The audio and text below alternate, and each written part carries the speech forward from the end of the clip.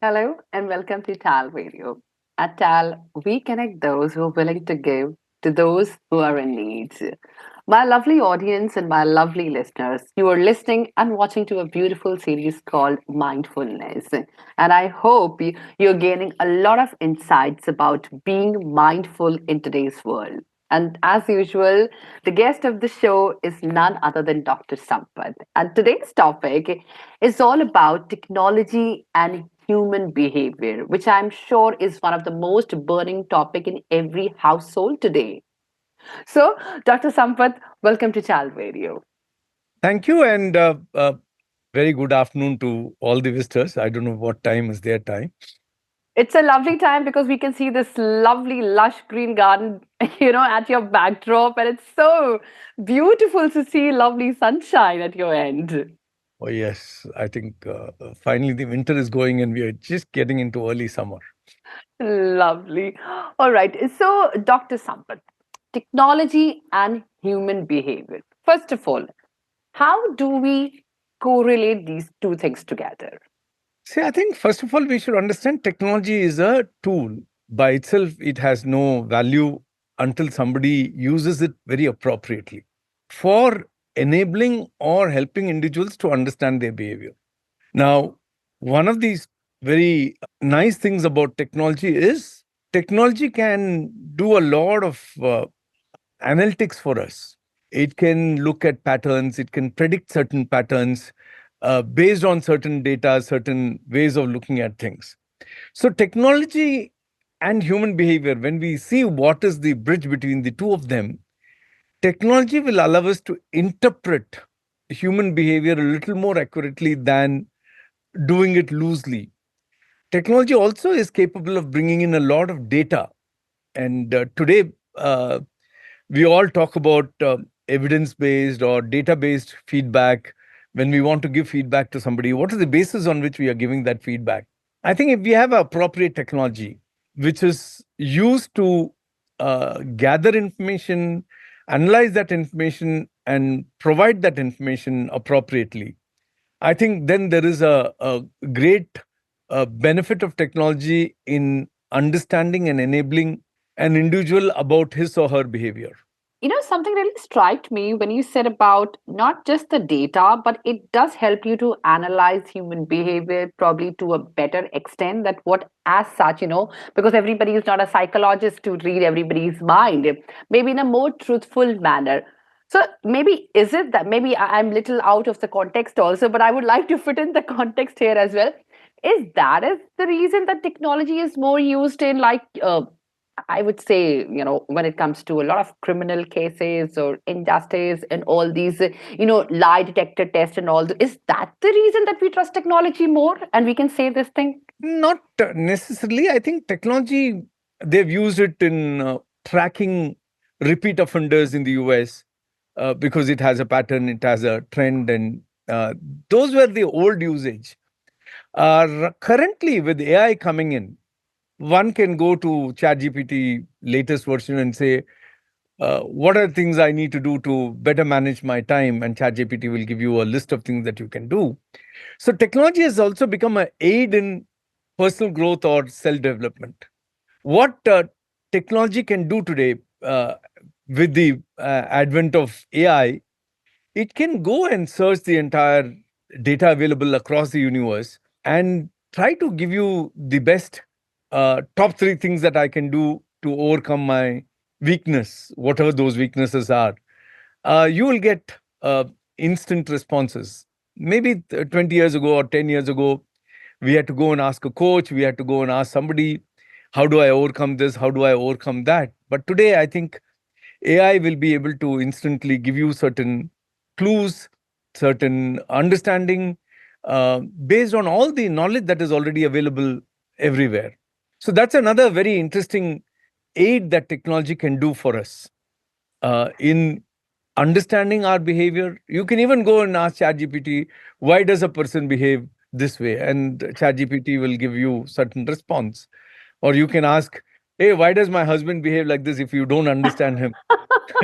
ChatGPT will give you some or even the other AI tools will give you some very interesting responses, which are not baseless, which have certain value because they have been synthesized from a very large data and provided for you to just get a first sense of update in terms of what is available, what is the possibility, why this is happening. All right.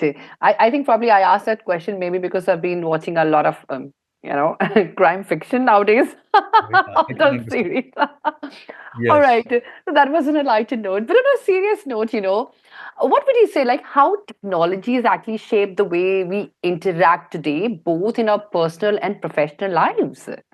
I think in that sense, yes, now we are getting into another very important area, which is social media. And I feel very sad sometimes that people want immediate response to whatever they post. True. They seem to be what spending a lot more time on the social media. Their connectedness seems to be, I don't know how genuine those social media connections are. I mean, there is a joke that this person had. Uh, I mean, it's a joke, so I presume the essence is very important. He or she had a 50,000 followers, but for the funeral, hardly 1% turned up. So, Lord. uh, what is the connection? Are we really connected in the social media? Having said that, on one side, I also believe that social media is a very powerful platform in which one can use it for whatever purpose, like with any other thing. So, if people understand and use the social media, which is for me a technology driven platform for growth and value adding, it can be a very powerful tool in helping one grow as a person. But I'm very sure social media is taking away a lot of time that otherwise could have been used for one-to-one interaction. Today, I think if you go to restaurants, sometimes I get to see this very odd scene where a couple are sitting and both of them are busy with their phone while they're waiting for the order to be served. While I think 10 years ago, if we went to a restaurant, as we are waiting for the food, we would be chatting with each other. And this is something which is, so people are more connected to the phone rather than the person sitting next to you, which is a trend which needs to be thought through Done very well upon. because Yeah. it's not a healthy trend. In fact, this phenomenon is actually, well, probably, if we talk about uh, there's so much presence of social media in our life, probably maybe the last 15 years or so. It's not been 2 decades also since social media has become like a go-to thing in our life as such. But within that span of time, it has actually taken over everybody's life as such, as if people were not connected and living prior to that.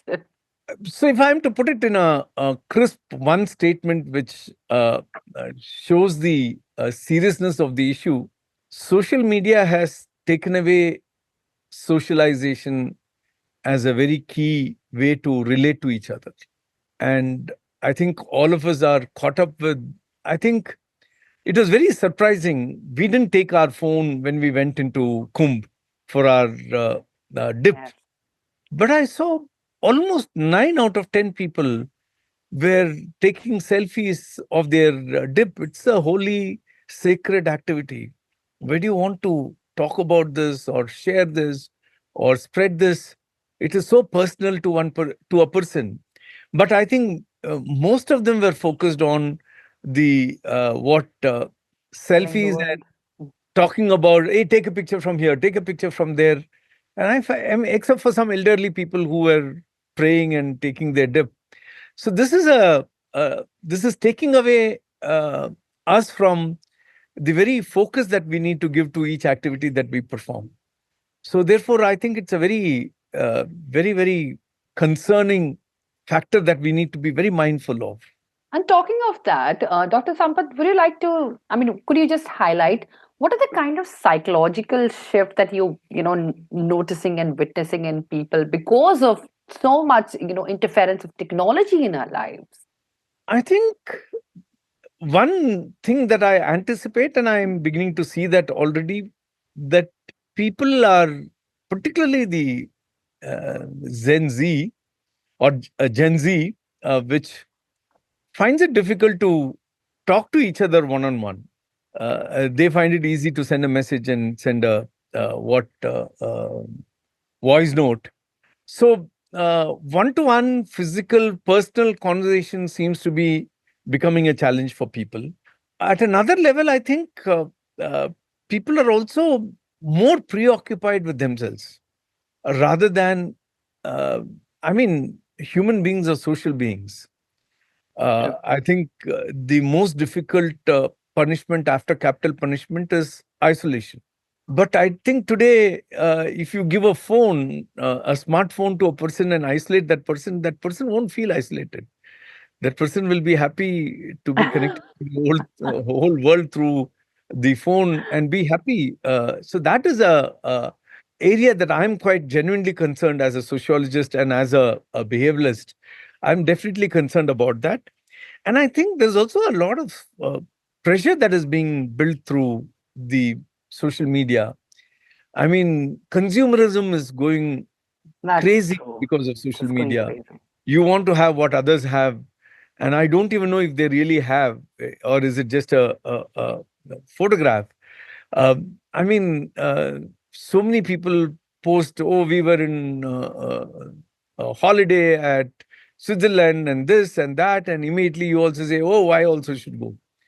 I think it is definitely chasing or increasing consumerism to another level. I believe that we need to have or we need to get what we need, but I think today we go beyond need and we want to have more than what we need. And that certainly is impacted by the social media.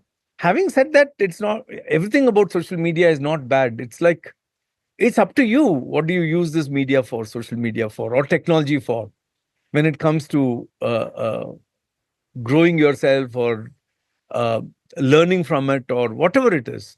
Uh, the challenge is up to you on how you can use technology to enable you to understand yourself and be a better person. It's very true. Just like two sides of the same coin. Although there are a lot of, maybe we talk about a little bit more about the side effects because that is actually what we are able to see and decipher a lot, at least in the present generation. But yes, there are beautiful things also, outcomes also of social media, I would say. Absolutely. There's no question about it. So it's like a knife in a surgeon's hand versus a knife in a murderer's hand. Uh, Both are, knife is the same. So technology is the same. In whose hand it is and what for it is used is very, very important. And sometimes when we are not matured enough, we can. I'm sure soon we will have psychological issues in individuals when they are being isolated uh, in the social media groups. There will be those kind of issues which we will soon be confronted with, or if not already being confronted with. Where was I hearing? Yeah, I was reading in news today that somebody in UK has been convicted for social farting. really? Oh yes, that's a news that I read this morning. And I went to I didn't even know what this term is, so Yeah. I went and tried to read the news and get a little deeper insight into it. And the news said that this lady was sending all kinds of abusive messages to the ex girlfriend of her boyfriend. And one particular video was where she literally is farting on the smartphone with the video My on. And so, therefore, it is called social farting. And she has been convicted and she has been taken to task.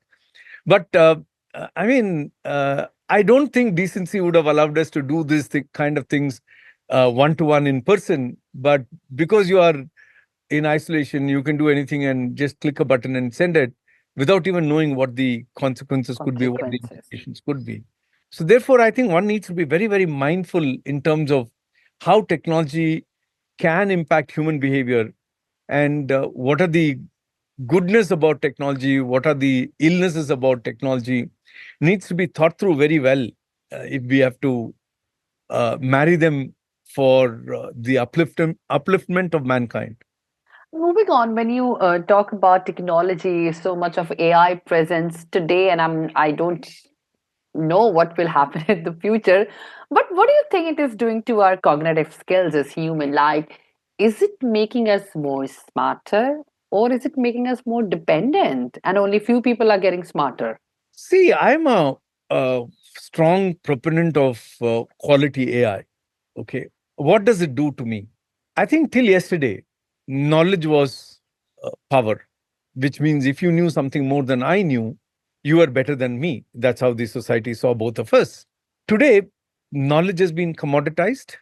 And if I want to know when did Newton come up with the gravity theory, what is gravity theory, all that I had to do is just go and put it in a AI, and AI will give me complete reference and a lesson on what is gravity. And in 10 minutes, I'll be ready with what I need to know on gravity. So today, and whatever is a repetitive job, AI and robotics will take over. Let me give you an example. In a legal profession, one of the things that many junior lawyers would do when they join a senior lawyer is when a senior lawyer is fighting a case, they would go and scan these thousands of pages to find the appropriate case laws to support the senior lawyer to fight the case in the court. Today, they have already proved that AI can give you the top case references, which is much more accurate than human can do it.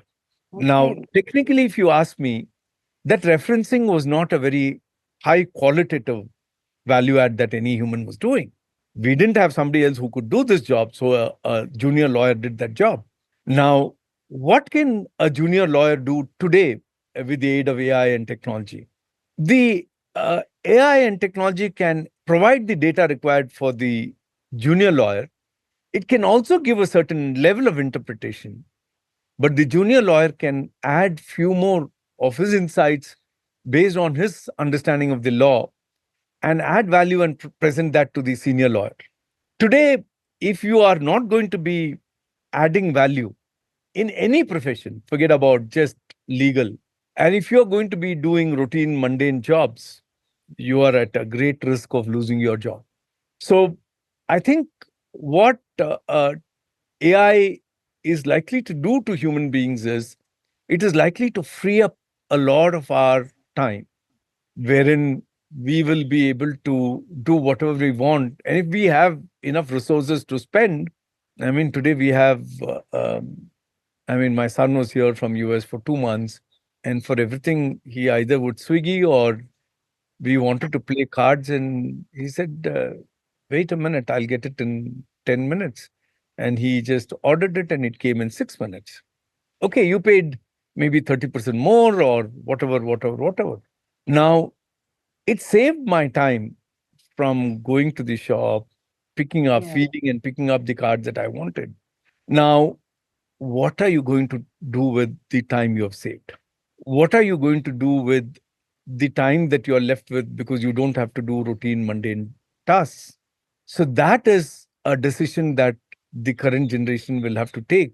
Time is a premium, and I'm going to be best out with a lot of time to be able to do things that will add value. But that mind shift from having been doing routine, mundane, repetitive jobs to shifting to being able to find ways to add value in everything that I do is going to be an interesting challenge and a change that people will need to do with the advent of AI and robotics and other technologies. That transition will happen in the current decade and the decade that follows. But it has to happen. So I would tell that one of my recommendations to young people who are so blessed with technology for anything and everything that they want to do is find quiet time, meditate, reflect. These were words that were told to us and we didn't have time to do them.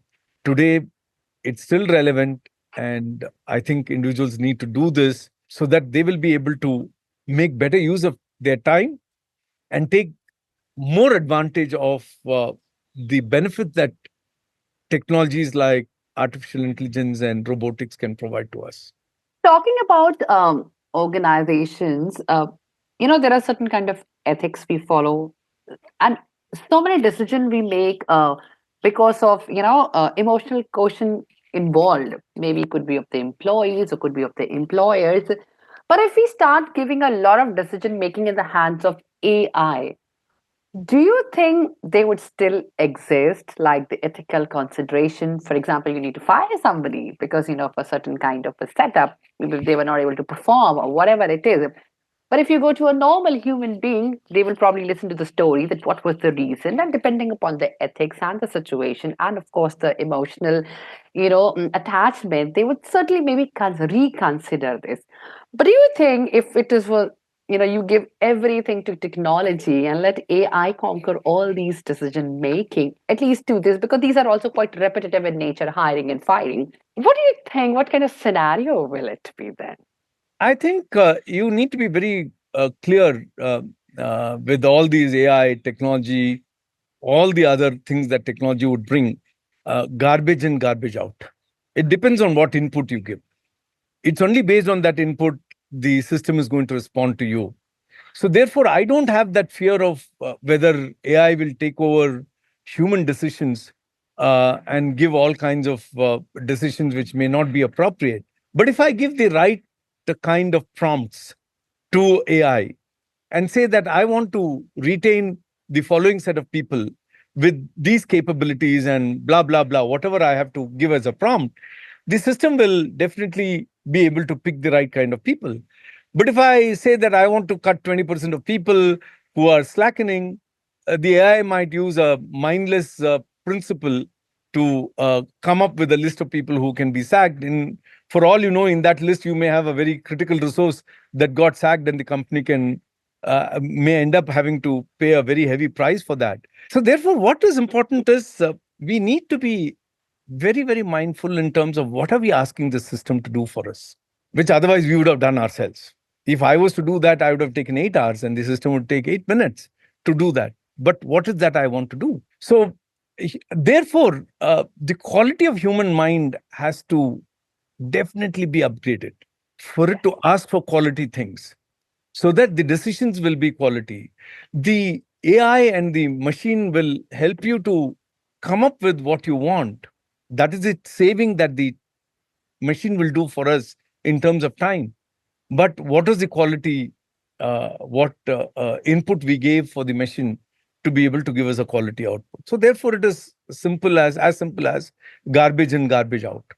Quality inputs, and as you mentioned, that the human brain needs to be a little uplifted at the kind of commands that you give. Well, talking about commands and talking about technology and digital technology as such, do you think we can, as humans, we have a choice to make more conscious digital choices? Because it's like the kind of feed that we are getting, is it because the feed we are giving it and we could really reprompt ourselves or rewire our brains and start afresh?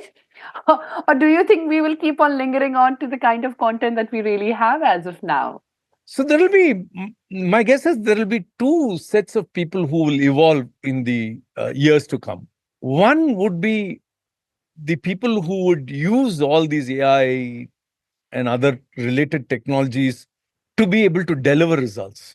The other would be who would be constantly upgrading the quality of AI that we have and the quality of other tools that we have, which will give us a more real life experience about several things. So, my guess is to belong to either of them, you will have to definitely be at a much higher level of IQ, EQ, SQ, whatever you want to call it. Because one important thing we need to understand is AI tool will be as effective as its developer. It's a developer's mind that goes into the AI. So therefore, if we don't have a higher quality of human mind, then the quality of things that we will end up producing will be of not very high quality. So that's one of my concerns. And that is precisely where I say that, and I see this happening quite a bit already. It's not that people are not doing this. I know that these days I go to Vipassana, and the minute the center opens for a Vipassana course for 100 people, within 10 hours it is filled. And I know for sure more than 60% of the people who come there are IT professionals. So it's a good trend and good sign for me. I mean, you'll have to center yourself, you'll have to begin to understand yourself much more deeply for you to be able to add value and make a difference. So, Dr. Sampath, before you let you go, I know someone is already waiting for you. So, before we let you go, I just wanted to understand, like, do you think human behavior and technology have always been intertwined, and we are just able to see it today with our naked eyes? That because we see it happening in front of us, but they were always very intertwined, maybe because we do not have the knowledge or probably the platform to witness it. That would be incorrect. I think from the Stone Age, if we look at the historical evolution, even using a stone was technology to uh, cut the meat or do whatever. Then we came with a wheel. Wheel was also a technology which helped us to move from one place to the other and do a lot of other things. So I think as human beings evolved, we started coming up with technologies. I don't want to equate technology to software. Today, the technology that we are talking about is artificial intelligence. And what is artificial intelligence? It is able to go and scan through millions and millions of pages of data and come up and give you a summary of that. That is what the tool is doing. So, therefore, what is very important is we have evolved with every technology that came. And therefore, that evolution is intertwined with technology that came at that point of time in the social evolution of mankind. So today we are lucky. I think in the next 10 years, the kind of things that we will see will be very, very phenomenal. Technology will be able to uh, give us unbelievable access to accuracy and predictiveness and so on. So therefore, I'm somebody who is a very strong proponent of technology. We should use technology. Having said that, if along with technology, the human evolution in terms of the individual's personal, emotional, physical, and spiritual evolution doesn't happen, that is when technology will become more powerful than the humans, and we will have to face a very interesting confrontation between the two. I mean, to just conclude from my side, if somebody asks me whether technology will be beneficial or not, the answer I would give would be in the little story that I want to share. It seems there was a wise man sitting at the top of the hill who had an answer for all the questions that people went with, and he would give an answer. So, two young, smart people caught a little bird in their hand and kept it behind and walked up to the saint all the way up the hill and asked the saint, "Is the bird in my hand alive or dead?" And to which the wise man answered, "The answer is in your hands." So, I think what technology will do to us, the answer is in our hands. And whatever we do of it is what is going to be the outcome. Thank Lovely. you. And On when we started, I was not sure how this subject will be woven, but I think we had some good points to. Yes, we had some remarkable discussion. I can really conclude, and of course, when you told me about this beautiful story about the bird, I could see a bird actually flying in your backdrop. Lovely. So, thank you so much, and have a great day ahead. And thanks to all our lovely listeners and my lovely audience. Thank you so much for watching this beautiful series called Mindfulness.